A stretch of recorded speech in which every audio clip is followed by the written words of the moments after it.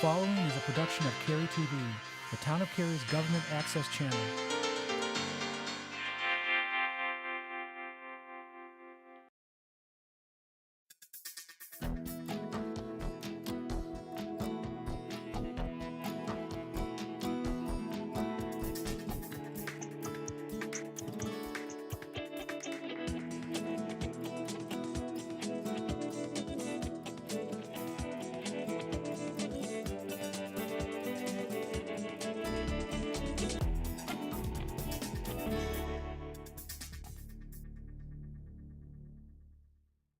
Hello, I'm Harold Weinbrecht, Mayor of Cary, and this is Cary Matters.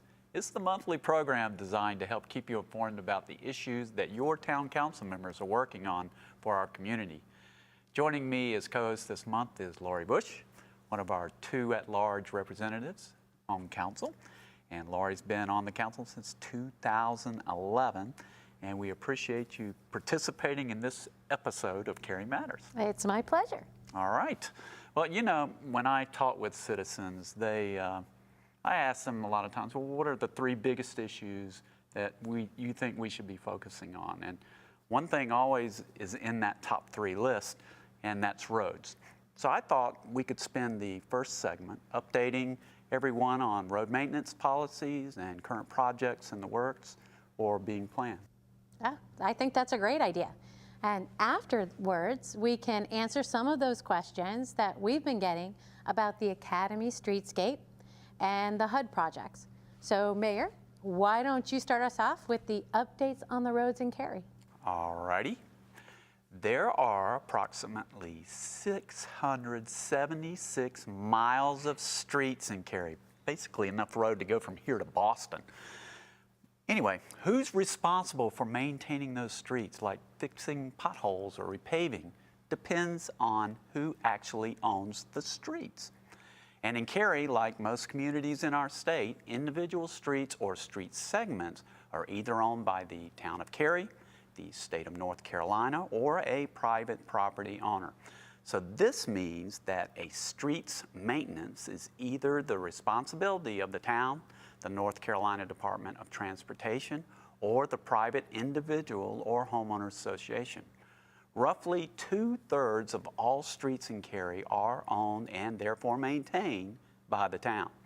Most large roads in Cary, such as Cary Parkway or Maynard Road, are state-maintained streets. And most neighborhood streets are town-owned and maintained. So it gets a little complicated when it comes to knowing who's responsible for maintaining which street. The good news is that the town's charter gives the town council the authority to order street improvements, which could include grading, regrading, surfacing, resurfacing, widening, paving, repaving, acquiring right-of-way, and the construction or reconstruction of curb, gutters, street drainage facilities, etc. In addition, the town council may also authorize the town to make sidewalk improvements. The bad news is, of course, it costs money, and lots of it. In addition, we, the Cary citizens that is, already pay taxes to the state for maintaining its streets. So if we, the town, are fixing state roads, then Cary taxpayers are essentially paying twice. It's the town's policy to maintain streets that have been constructed to the town's standards and specifications. Public right-of-way has been dedicated to the town for these road improvements, and final acceptance of the streets has occurred. Roads within Cary that are on the state system of roadways and highways are mostly maintained by NCDOT. Streets located in private developments, such as multifamily developments or commercial areas, are not maintained by the town, rather maintained by the individual property owners or a common homeowners association. Wow, I think that's where the whole frustration comes about for our citizens. And most people don't know or really care whose responsibility it is to maintain a street. They just want it fixed. Fix it. Right.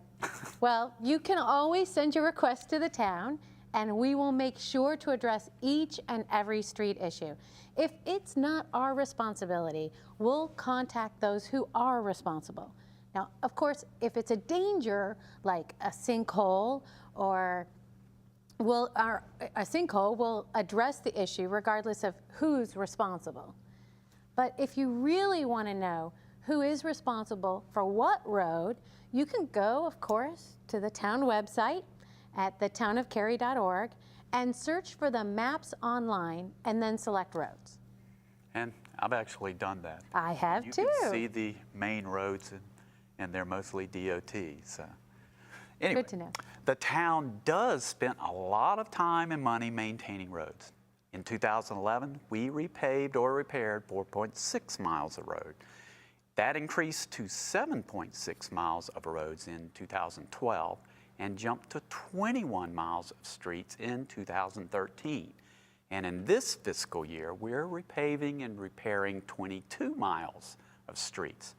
In addition, we've worked to get funding for state road improvements with federal funds. Some of these projects include a half-mile extension of the Morrisville Parkway near NC 540 Turnpike, a quarter-mile of Lake Pine Drive widening near the Apex Lake, and turn lane improvements at the intersection of Cary Parkway and High House Road. So that probably takes that 22-mile number to what, 25? 25 sounds fair. 25. Now, don't forget all the projects that are associated with the 2012 bond referendum, such as Carpenter Fire Station Road, Green Level West Road, Walnut Street, and upgrades for the traffic signal system as well. Now, there are other projects going on that will impact your ability to get around town. Based on the latest information that we have from NCDOT, they're continuing to move ahead with their project near Park West on Morrisville Parkway in Morrisville to eliminate that at-grade crossing at the railroad tracks. By adding a bridge for the railroad traffic, this project should improve safety while also realigning the curve and improving both the track speeds and travel time for the cars. DOT is currently planning 2 closures with that project, so it's important to keep this in mind. A 7-day closure starting around July 10th of this year, so 2014, to put the temporary on-site detour in place, and then an approximate 6-month closure from February to July of 2016 to finish the project. Now, in the meantime, there will be some new improvements, such as a new traffic signal that'll be installed at the intersection of Crabtree Crossing Parkway and Morrisville Parkway. So there's a lot going on, but there are so many miles of streets. There are. And you know, there's another rail project that comes to mind, speaking of rail projects, and that's the rail improvement that will impact our citizens very soon. And that's on the Southwest Cary Parkway and Old Apex Road. You may have seen that this project was mentioned in our recent Bud newsletter. This rail project will require the railroad track to be reconstructed with new railroad ties and ballast stone to accommodate the installation of new wider and improved concrete railroad crossing surface panels. This work will occur at times to not disrupt freight or passenger service and will require the road closure as the road approaches will be reconstructed to accommodate this work. That start date is tentatively scheduled for July 14th for about 30 days. And more information will be available on the town's website, including more of the benefits of sidewalks and pedestrian crossings. Okay, so coming up after the break, we're going to tackle some of the questions we've been hearing from you.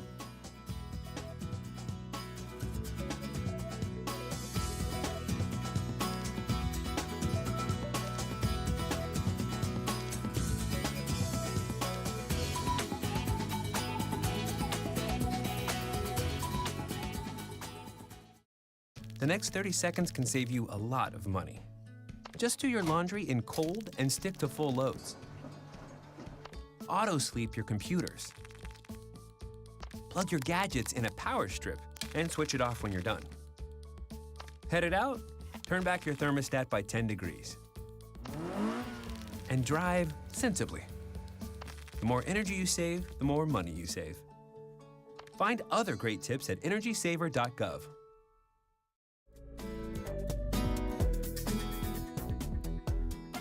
We're back. Thanks for staying with us. It's time now for us to address some of the questions the council's been getting from you. Laurie, what do you have? Well, we've received a question during the last few weeks about why the town is redoing the Academy Street streetscape. Okay. Well, years ago, the town identified South Academy Street as a signature street, critical to the successful redevelopment of downtown Cary. The view and character of South Academy Street is often cited as the element that makes downtown Cary unique.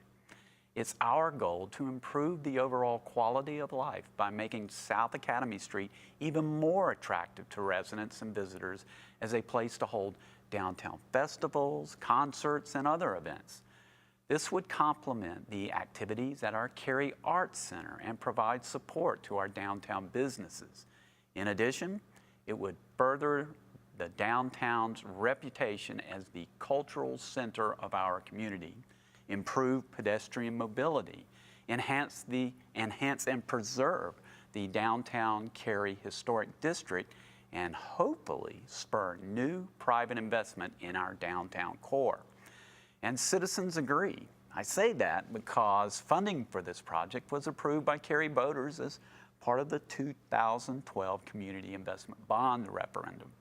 And the anticipated schedule for this project has construction beginning next spring and lasting about a year. It's really exciting. And our citizens have been very involved in helping us design these downtown improvements, which really means a lot in terms of it being a real community project. And on a related note, we've also received a question that asked if the HUD funding that's used for the future Maton, or some people call it Maton. Maton, potato. That's right. If the funding for the future Maton Inn on Academy Street will take away from the HUD funding used for affordable housing for seniors. It's such a great question. It is.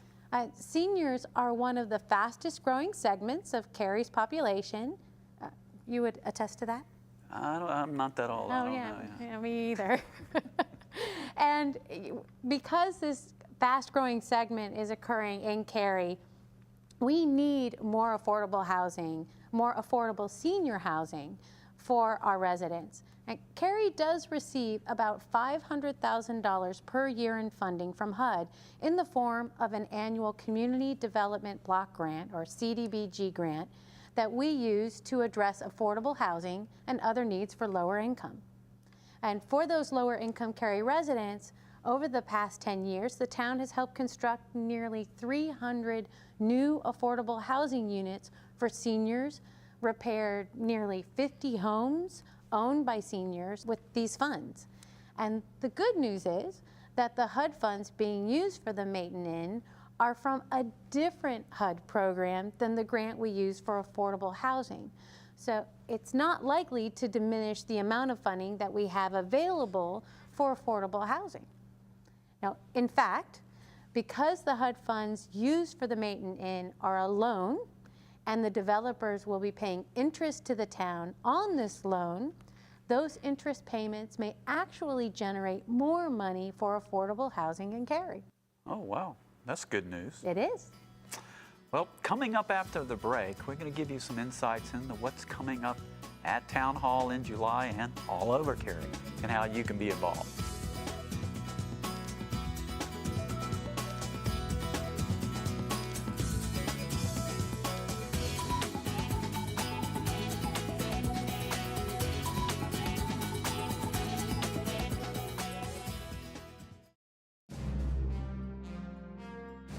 Cary's first movie house marquee lights up again. For the first time in decades, the Cary Theater comes alive with films, music, comedy, improv, and theater. Featuring an intimate setting and an extraordinary lineup, the Cary will become a regular on your entertainment docket. find us on Chatham Street in downtown Cary or on the web at townofcary.org.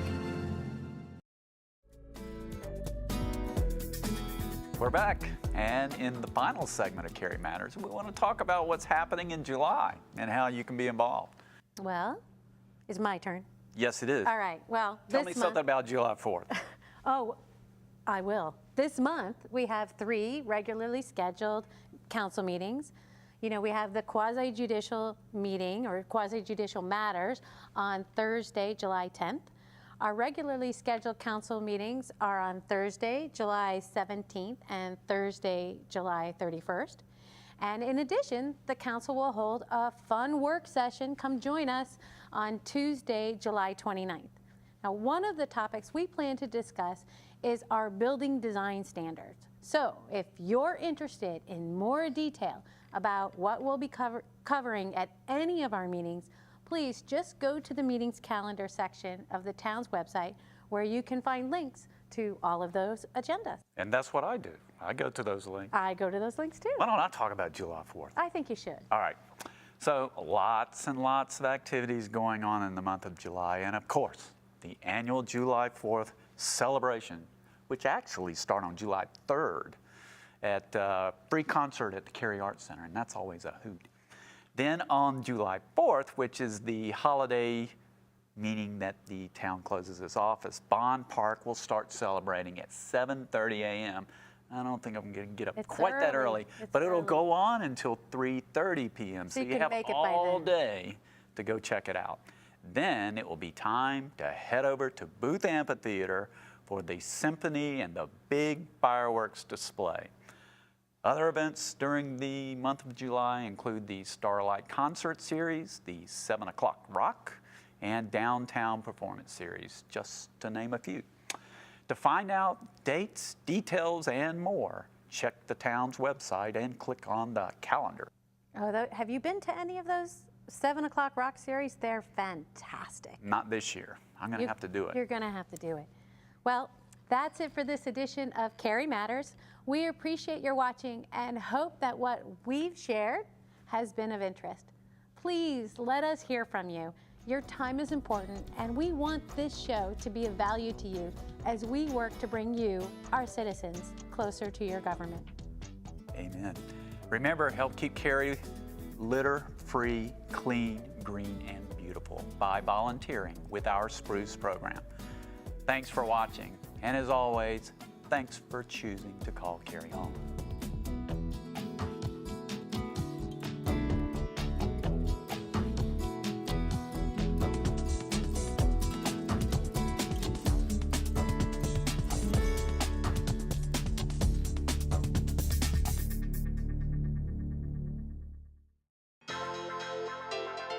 This has been a production of Cary TV. Visit the Town of Cary's website at townofcary.org.